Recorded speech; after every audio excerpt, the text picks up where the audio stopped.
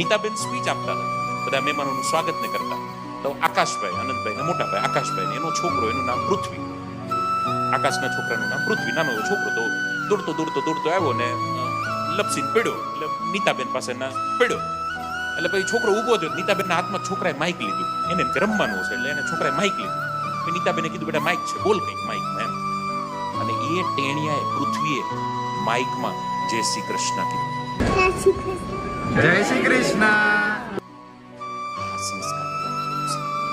એક વાત પાકી છે, સંસ્કાર હશે તો સંપત્તિ આજે નહીં તો કાલે આવશે, આવશે અને આવશે.